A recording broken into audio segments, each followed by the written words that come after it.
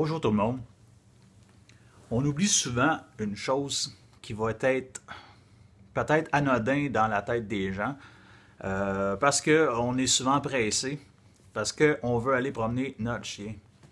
Je ne sais pas s'il y a du monde, probablement dans certains de vous, qui font des arts martiaux ou qui en ont déjà fait quand ils étaient jeunes. Puis, je crois, en tout cas, la majorité des styles, il y a une certaine discipline, il y a un respect finalement qui veut, par tradition, qu'on salue notre adversaire, qu'on salue notre professeur, sifu, sensei, etc.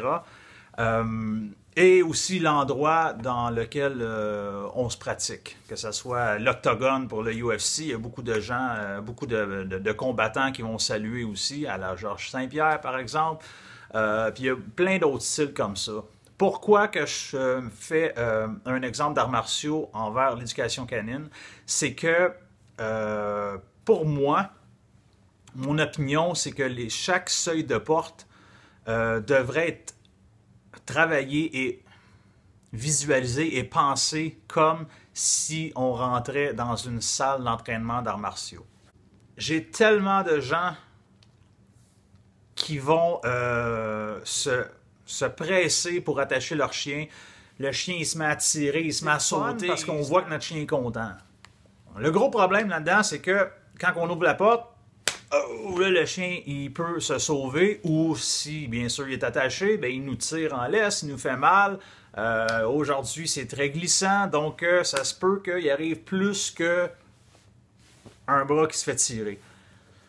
Donc, si on prend à l'idée comme quoi qu'un seuil de porte, c'est comme si on rentrait dans une salle d'arts martiaux, c'est qu'on va apprendre aux chiens à nous respecter sans être agressif, violent, etc. On va aller chercher de l'engagement.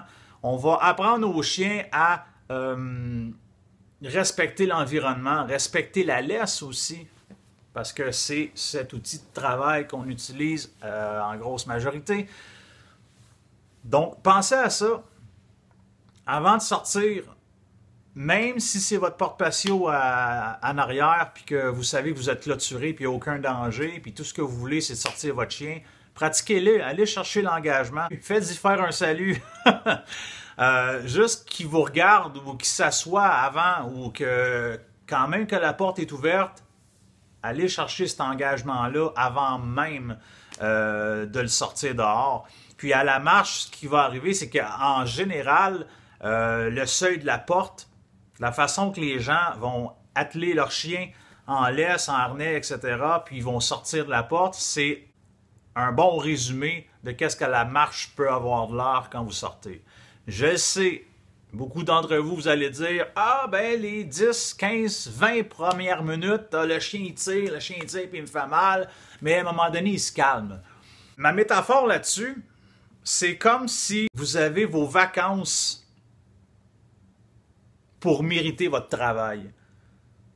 Donc, en général, tout dépendant des jobs que vous avez, je présume, vous allez travailler pour vous accumuler des vacances. Donc, c'est pas mal la même affaire avec le chien. Donc, ce genre de 10 minutes-là que le chien nous tire, que le chien il sort comme une tornade de la maison, c'est là que c'est important. Donc, pour travailler, puis après ça, il va avoir la marche, la promenade, aller sentir un peu partout, courir avec nous, jouer, etc. Donc, allez chercher cette espèce de discipline-là. Chaque seuil devrait être travaillé pour que le chien ait un engagement envers nous, pour qu'on ait une meilleure marche, qu'on ait une meilleure relation avec notre chien. Bonne journée.